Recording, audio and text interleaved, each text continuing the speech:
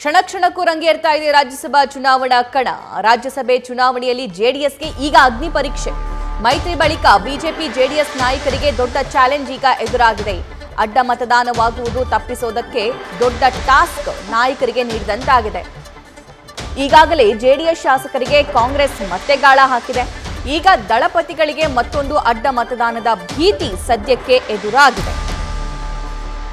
NDA ಅಭ್ಯರ್ಥಿಯಾಗಿ ಕುಪೇಂದ್ರ ರೆಡ್ಡಿ ಅವರನ್ನ ಕಣಕ್ಕಿಳಿಸಲಾಗಿದೆ. ಆದರೆ ಈಗ 4 ಜನ ಅಂತೂ ಅನಾಯಾಸವಾಗಿ ಗೆಲ್ತಾರೆ. ಆದರೆ ಈ 5ನೇ ಅಭ್ಯರ್ಥಿಯನ್ನ ಹೇಗೆ ಗೆಲ್ಲಿಸ್ಕೊಂಡು ಬರ್ತಾರೆ ಅನ್ನುವಂತಹ ಕುತೂಹಲ, ಪ್ರಶ್ನೆ, ಸಾಕಷ್ಟು ಕ್ಯೂರಿಯಾಸಿಟಿ ಕೂಡ ಇದೆ.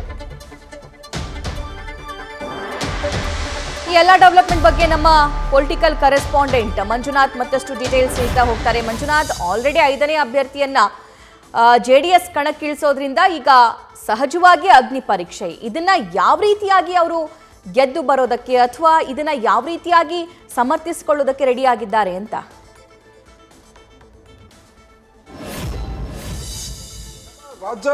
ರಾಜ್ಯಸಭೆಗೆ ನಡೀತಿರುವಂತಹ ಒಂದು ಚುನಾವಣೆ ಈಗ ಸಾಕಷ್ಟು ರಂಗೇರಿರುವಂತದ್ದು. ಪ್ರಮುಖವಾಗಿ ಕುಪೇಂದ್ರ ರೆಡ್ಡಿ ಅವರು 5ನೇ ಅಭ್ಯರ್ಥಿಯಾಗಿ ನಾಮಪತ್ರ ಸಲ್ಲಿಸಿದ ನಂತರ ಈ ಒಂದು ಚುನಾವಣಾ ಅಖಾಡ ಸಾಕಷ್ಟು ರಂಗೇರಿದೆ. ಹೀಗಾಗಿ ಇವತ್ತು ನಡೀತಿರುವಂತಹ ಈ ಒಂದು ರಾಜ್ಯಸಭಾ ಚುನಾವಣೆಯಲ್ಲಿ ಯಾರು ಗೆಲ್ತಾರೆ ಅನ್ನೋದು ಕೂಡ ಇಲ್ಲಿ ಕುತೂಹಲ ಕೇಳಿಸಿರುವಂತದ್ದು. ಯಾಕಂದ್ರೆ ಕಾಂಗ್ರೆಸ್ನ 3 ಅಭ್ಯರ್ಥಿಗಳ ಜೊತೆಗೆ ಬಿಜೆಪಿಯ 1 ಅಭ್ಯರ್ಥಿ ಜೊತೆಗೆ ಎನ್ಡಿಎ ಮೈತ್ರಿ ಅಭ್ಯರ್ಥಿಯಾಗಿ ಕುಪೇಂದ್ರ ರೆಡ್ಡಿ ಅವರು ಈ ಒಂದು ಕಣದಲ್ಲಿರುವಂತದ್ದು.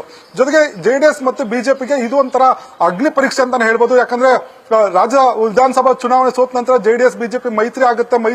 ಮೈತ್ರಿ ಮಾಡಿಕೊಂಡು ಈಗಾಗಲೇ ಒಂದು ಚುನಾವಣೆಯನ್ನ ಫೇಸ್ ಮಾಡಿರುವಂತದ್ದು. ಬೆಂಗಳೂರು ಶಿಕ್ಷಕರ ಉಪಚುನಾವಣೆಯನ್ನ ಫೇಸ್ ಮಾಡಿದಂತಹ ಜೆಡಿಎಸ್ ಬಿಜೆಪಿ ಸೋಲನ್ನ ಕಂಡಿರುವಂತದ್ದು. ಜೊತೆಗೆ ಈಗ ಮತ್ತೆ ಇನ್ನೊಂದು ಚುನಾವಣೆ ರಾಜ್ಯಸಭಾ ಚುನಾವಣೆ. ಈಗಾಗಲೇ ಬಿಜೆಪಿ ಹೈಕಮಾಂಡ್ ಸೂಚನೆ ಮೇರೆಗೆ ಕುಪೇಂದ್ರ ರೆಡ್ಡಿ ಅವರನ್ನ ಕಣಕ್ಕಿಳಿಸಿರುವಂತದ್ದು. ಆದ್ರೆ ನಂಬರ್ ಗೇಮ್ ನಲ್ಲಿ ಕುಪೇಂದ್ರ ರೆಡ್ಡಿ ಅವರಿಗೆ ಕಡಿಮೆ ಸಂಖ್ಯೆ ಇದ್ರು ಕೂಡ ಒಂದು ಶಾಸಕರ ಬೆಂಬಲ ಕೊರತೆ ಇದ್ರು ಕೂಡ ಅಭ್ಯರ್ಥಿಯನ್ನ ಹಾಕುವ ಮೂಲಕ ಏನು ಈ ಒಂದು ರಾಜ್ಯಸಭಾ ಚುನಾವಣೆಯಲ್ಲಿ ಜೆಡಿಎಸ್ ಬಿಜೆಪಿ ಒಂದು ರಣತಂತ್ರವನ್ನ ರೂಪಿಸಿದೆ. ಯಾವ ರೀತಿ ಕಾಂಗ್ರೆಸ್ನಲ್ಲಿರುವಂತಹ ಅಸಮಾಧಾನಿತ ಶಾಸಕರಿದ್ದಾರೆ ಆ ಮತಗಳ ಮೇಲೆ ಕಣ್ಣಿಟ್ಟಿರುವಂತಹ ಜೆಡಿಎಸ್ ಮತ್ತೆ ಬಿಜೆಪಿಗೆ ಈಗ ಏನು ಅಡ್ಡ ಮತದಾನದ ಭೀತಿ ಕೂಡ ಎದುರಾಗಿರುವಂತದ್ದು. ಪ್ರಮುಖವಾಗಿ ಜೆಡಿಎಸ್ ನಲ್ಲಿರುವಂತಹ ಒಂದು ಶಾಸಕ ಅಥವಾ 2 ಶಾಸಕರನ್ನ ಈಗಾಗಲೇ ಕಾಂಗ್ರೆಸ್ನ ನಾಯಕರು ಸಂಪರ್ಕ ಮಾಡಿದ್ರೆ. ಹಿಂದೆ 2016 ಒಂದು ರಾಜ್ಯಸಭಾ ಚುನಾವಣೆಯಲ್ಲಿ ಕೂಡ ಜೆಡಿಎಸ್ನ ಶಾಸಕರು ಅಡ್ಡ ಮತದಾನ ಮಾಡಿದ್ರು. ಚಲುವರಾಯಸ್ವಾಮಿ ಮತ್ತೆ ಜಮೀರ್ ಸೇರಿದಂತೆ ಅವರ ತಂಡ ಒಂದು ಅಡ್ಡ ಮತದಾನ ಮಾಡಿತ್ತು. ಜೊತೆಗೆ ಕಳೆದ ಒಂದು ರಾಜ್ಯಸಭಾ ಚುನಾವಣೆ ಸಂದರ್ಭದಲ್ಲಿ ಗುಬ್ಬಿ ಶ್ರೀನಿವಾಸ್ ಅವರು ಕೂಡ ಜೆಡಿಎಸ್ನ ಶಾಸಕರಾಗಿದ್ರು. ಅವರು ಕೂಡ ಅಡ್ಡ ಮತದಾನ ಮಾಡಿದ್ರು. ಈಗ ಅದೇ ರೀತಿಯ ಒಂದು ಸನ್ನಿವೇಶ ಈಗ ಜೆಡಿಎಸ್ ನ ಕಾಡ್ತಿರುವಂತದ್ದು. ಹೀಗಾಗಿ ಇದನ್ನು ಕೂಡ ತಡೆದಿಟ್ಕೊಂಡು ಕುಪೇಂದ್ರ ರೆಡ್ಡಿ ಅವರನ್ನ ಗೆಲ್ಲಿಸಬೇಕಾದಂತ ಅಗ್ನಿ ಪರೀಕ್ಷೆ ಜೆಡಿಎಸ್ ನಾಯಕರ ಮುಂದಿರುವಂತದ್ದು. ಈಗಾಗಲೇ ಕುಮಾರಸ್ವಾಮಿ ಅವರು ಕೂಡ ವಿಧಾನಸೌಧಕ್ಕೆ ಆಗಮಿಸಿದ್ದಾರೆ. ಬಿಜೆಪಿ ನಾಯಕ ಆರ್ ಅಶೋಕ್ ಅವರ ಜೊತೆಯಲ್ಲಿ ಕುಳಿತು ಅಷ್ಟು ಮಾತುಕತೆಯನ್ನ ಮಾಡ್ತಿರುವಂತದ್ದು. ಕೊನೆ ಕ್ಷಣದವರೆಗೂ ಕೂಡ ಸಾಕಷ್ಟು ಪ್ಲಾನ್ ಗಳನ್ನ ರೂಪಿಸಿಕೊಂಡಿರುವಂತದ್ದು.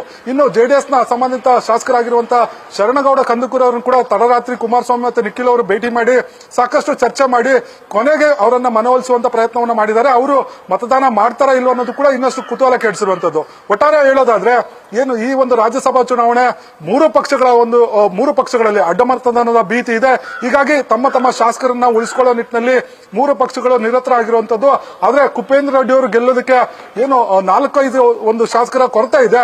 ಅದನ್ನ ಯಾವ ರೀತಿ ವಿರೋಧ ಪಕ್ಷಗಳಾಗಿ ಏನು ಕುಮಾರಸ್ವಾಮಿ ಅವರು ಮತ್ತೆ ಅಶೋಕ್ ವಿಜೇಂದ್ರ ಅವರು ಪ್ಲಾನ್ ಮಾಡಿದರೆ, ಹೈಕಮಾಂಡ್ ಯಾವ ರೀತಿ ಒಂದು ಸೂಚನೆ ಕೊಟ್ಟಿದೆ ಅನ್ನೋದು ಇಲ್ಲಿ ಕುತೂಹಲ ಕೇಳಿಸಿರುವಂತದ್ದು. ಹಾಗಾಗಿ ಈ ಒಂದು ಅಗ್ನಿ ಪರೀಕ್ಷೆಯಲ್ಲಿ ದಳಪತಿಗಳು ಗೆಲ್ತಾರೆ ಅನ್ನೋದು ಇಲ್ಲಿ ಕುತೂಹಲ ಕೇಳಿಸಿರುವಂತದ್ದು. ಸಭಾ, thank you Manjunath. News first ನಿರ್ಭೀತಿಯಿಂದ ನಿಮ್ಮ ಪರವಾಗಿ.